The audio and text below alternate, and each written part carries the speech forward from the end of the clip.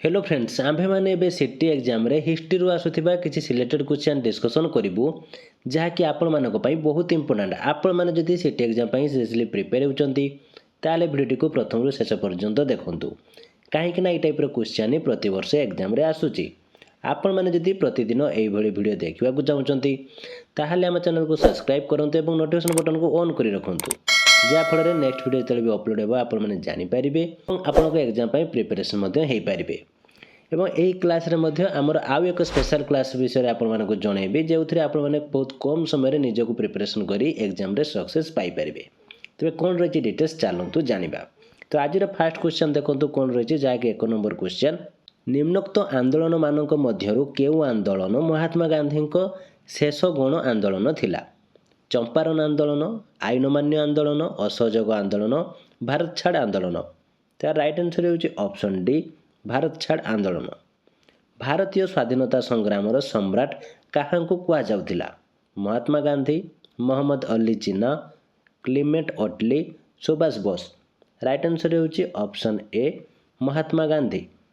द्वितीय विश्वयुद्ध समय रे भारतीय जातीय कांग्रेस निम्नोक्त केउ शर्त रे इंग्रेज सरकार को साहाय्य करिबा पई शर्त रखिथिला? पूर्ण स्वाधीनता प्रदान करिबा, स्वायत्त शासन क्षमता प्रदान करिबा, संविधान प्रणयन क्षमता प्रदान, राजनैतिक बंदी मानकु मुक्त करिबा। तार राइट आंसर होउची ऑप्शन ए पूर्ण स्वाधीनता प्रदान करिबा। इंग्रेज सरकार भारतीय मानकु 1940 मसीहा अगस्ट 8 तारिख रे एक उपहार देइथिले ताहा कौन थिला? स्वाधीनता आईन, अगस्ट दान, सांविधानिक क्षमता, अष्टम दान। तार राइट आंसर होउची ऑप्शन बी अगस्ट दान।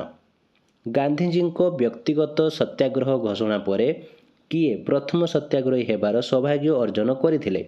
जवाहरलाल नेहरू, गोविंद बल्लभ पंत, विनोबा भावे, जेबी कृपलानी। राइट आंसर होउची ऑप्शन सी विनोबा भावे। देश सारा चलता व्यक्तिगत सत्याग्रह को दमन करिबारे इंग्रेज सरकार 1941 डिसेम्बर सुधा केते जन सत्याग्रह को गिरफ्त करिथिला?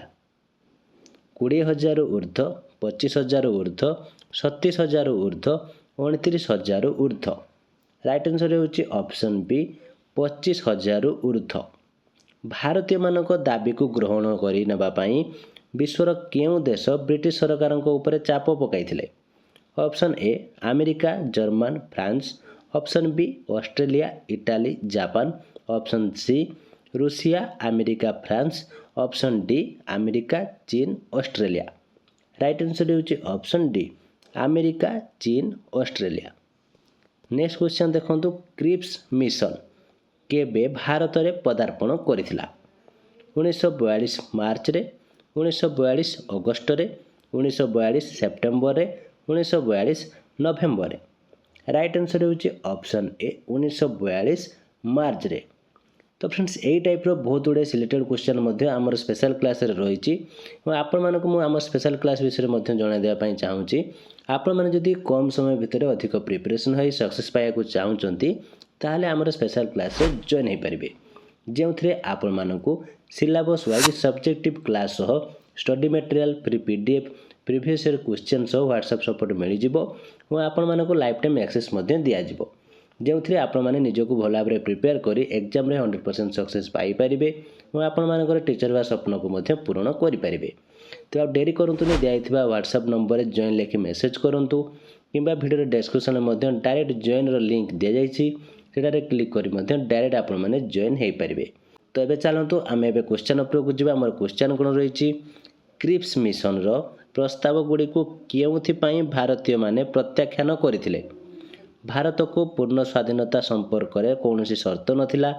बड़ लाट कार्यकारिणी परिषद रे भारतीय मानक प्रतिनिधित्व वृद्धि कर जाइतिला?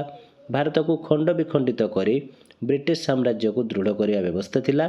गिरफ होइथिबा सत्याग्रही मानकु मुक्त करिवार शर्त नथिला? राइट आंसर होउची ऑप्शन सी भारत को खंड विखंडित करी ब्रिटिश साम्राज्य को दृढ़ करने व्यवस्था थिला। नेक्स्ट क्वेश्चन देखंतु जहाँकि 10 नंबर क्वेश्चन भारतीय जातीय कांग्रेस केउ कार्यकारी कमिटी रे भारत छाड़ आंदोलन डाकरा देवाई निष्पत्ति नहीं?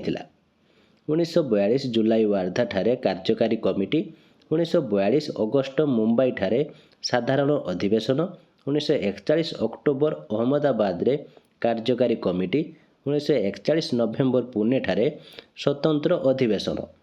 ରାଇଟ୍ ଆନ୍ସର୍ ହେଉଛି ଅପସନ୍ ଏ 1942 ଜୁଲାଇ ୱାର୍ଦ୍ଧା ଠାରେ କାର୍ଯ୍ୟକାରୀ କମିଟି। ନିମ୍ନୋକ୍ତ ବ୍ୟକ୍ତିମାନଙ୍କ ମଧ୍ୟରୁ କିଏ ଭାରତ ଛାଡ଼ ଆନ୍ଦୋଳନର ଅର୍ଥ ବ୍ୟାଖ୍ୟା କରି ଶାନ୍ତିପୂର୍ଣ୍ଣ ଓ ଅହିଂସା ଉପାୟରେ ଆନ୍ଦୋଳନ କରିବା ପାଇଁ ଜନସାଧାରଣଙ୍କୁ ଆହ୍ୱାନ କରିଥିଲେ? ମହାତ୍ମା ଗାନ୍ଧୀ, ଜବାହରଲାଲ ନେହେରୁ, ମୌଲାନା ଅବୁଲ କାଲାମ, ସର୍ଦ୍ଦାର ବଲ୍ଲଭ ଭାଇ ପଟେଲ। ତାର ରାଇଟ୍ ଆନ୍ସର୍ ହେଉଛି ଅପସନ୍ ସି ମୌଲାନା ଅବୁଲ କାଲାମ।